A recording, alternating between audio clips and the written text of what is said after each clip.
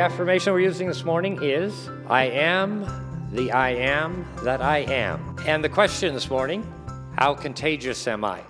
Who is the I am? God. You know, we go back to the Old Testament, and Moses is talking to God, and he says, well, I can't do what you say because they won't listen to me. And he said, well, tell them that you've come for me, that you're doing what I want you to do. And God identifies or names himself when he talks to Moses, I am. In our lives, how often do you say, I am? I am what? I am anything, right?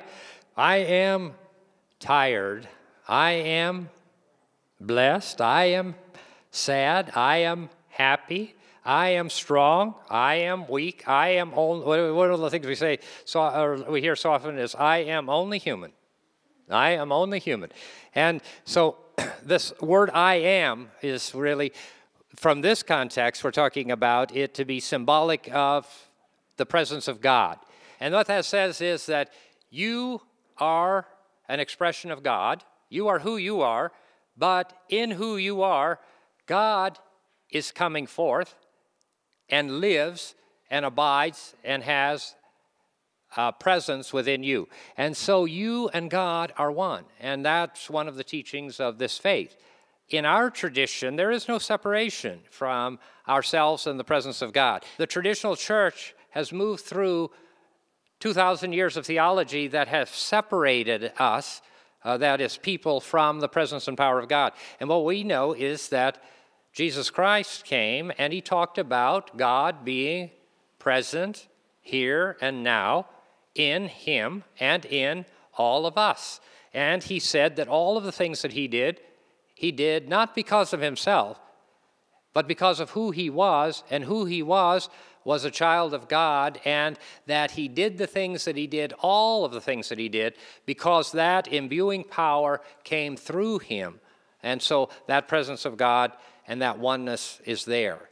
But in our normal processes of life, we come to circumstances and situations and events where we kind of wonder if God's there at all. And we become so immersed in the things that take place in our lives and the events that take place and the things that are said that we begin to think that God isn't there and that we and he are not one, but that he and we are separated, and that something has happened to separate us, and that we need to do something to get ourselves back.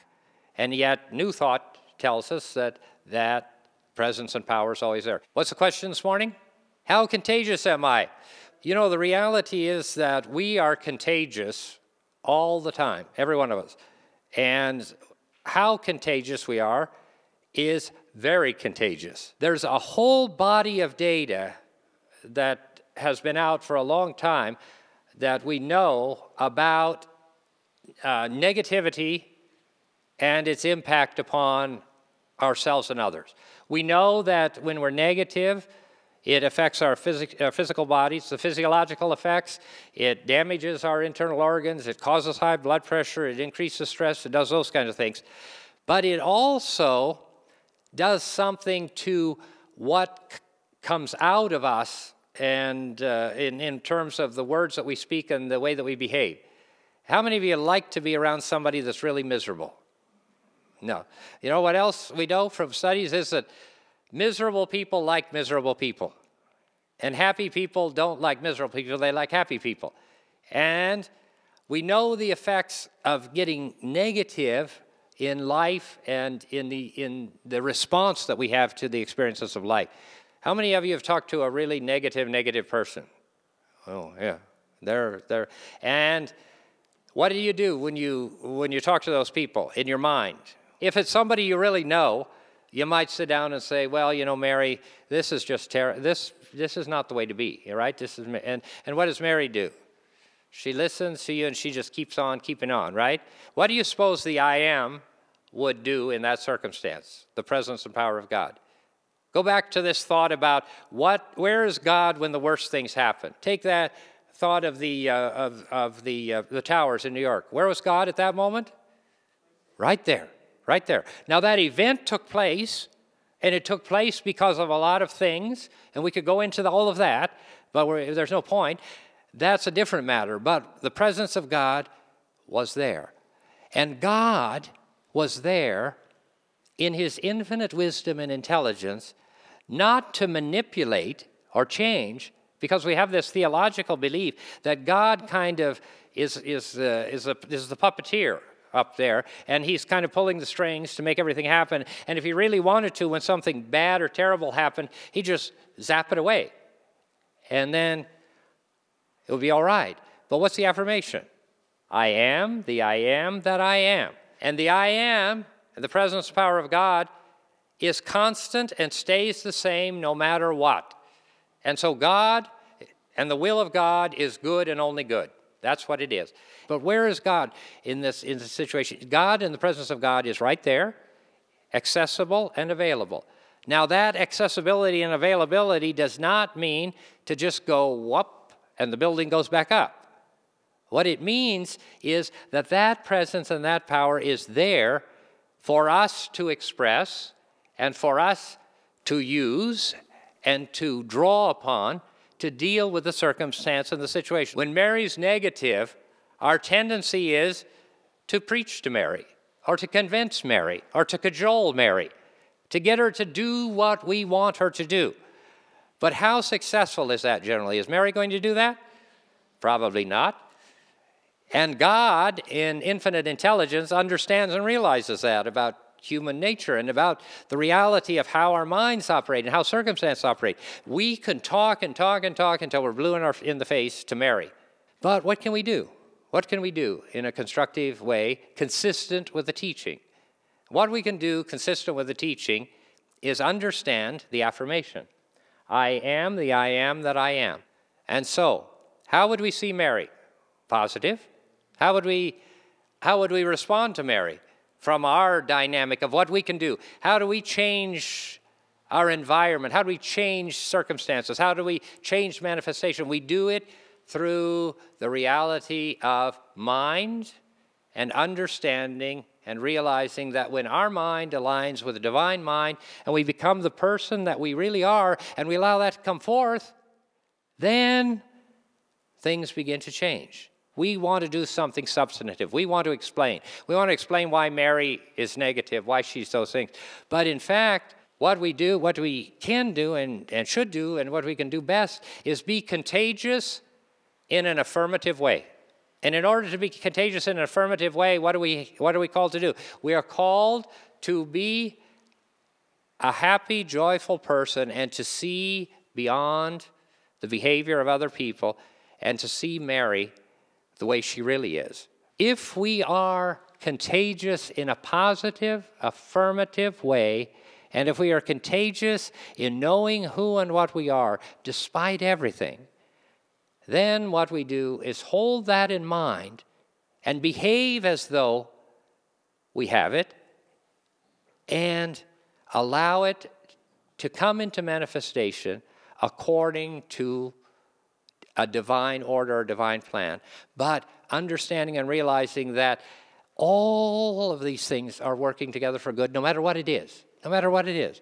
If you have a health problem, if you have a financial problem, if the world has a problem, all of those things, all of that is contagious. You know, we have a huge problem in the world right now because of the very human nature of contagious disease and illness, and that is with the economy and what's going on. You know, over the last few years, we've been going down that road of how bad it is, how bad it is, how bad it is. And now, when you begin to see from an economic standpoint, even, some of the indicators, they're good. And yet, only people that see these economic indicators are business people and economists and people that begin to see the good things, but the vast majority is still immersed in this. They've caught the bug of negativity, you know, and that negativity holds on. If you go back to the Great Depression of the 30s, the Depression ended, but it took 10 years for public confidence to come back because most people aren't going to see or claim that which is until they see it. until they see it. But what we are called to do is to see it in all things and to be able to go out and deal with the circumstances and situations in life. The positive and negative aspects of our being and our thought process and our living is that we can decide at any moment. It's not like an illness. So we can decide whether or not we're going to be contagious. And if you're going to be contagious in a negative way, you can be aware of that too. And be aware that you try not to spread your disease by talking more and more about it. The good news is that the reality and truth is that we are who we are, and so is everyone else. And all of the appearances to the contrary are just that, they're appearances. And it doesn't mean or detract from the fact that they're there, these appearances. It doesn't detract, and I'm not a person at all in New Thought that believes in just, the idea that these things aren't there. They're there. If you're depressed, you're depressed. If you're sick, you're sick. Whatever it is, if you're poor, you're poor. Now the issue is, do you want to be there? Do you want to stay there? Or do you want to claim the reality of who you are? And do you want to claim the reality of the principles? And regardless of what happens to the appearances may change. They may change, they may not change. But what is important is that we stay constant in the understanding of who and what we are, despite appearances. And that we understand that the appearances of illness and limit and lack and all of those things are there, but they are transient, and that they can be transcended by the reality of our holding to the truth of who and what we are, the holding to the truth. And that's what God does. God is constant and holds to the truth of who and what he is and the laws that operate according to his creation and principles. And those things that happen outside of those laws create events and situations that just are, but they're only here on a transient level. So the value is to understand who and what we are and to be contagious always, because we are contagious, and to know that our contagiousness is a choice that we can make, and we can be contagious with good and positive and affirmative things regardless of appearances. And so this week, go out and infect somebody. Really get them infected and get them so that they feel that you are somewhere and that you have something in life that they would like. That is the key to our proselytizing. It always has been a New Thought. That is, they'll never come because we ask them or beg them or advertise or do anything or send missionaries. They'll come because they see us. And when they see us, they'll say, I want to understand that. I want to understand, what is it that makes you be able to do this and deal with those problems and do those things? What is it that does that? Then they'll come and they'll be interested, and then we'll try to show them, and then lives will change.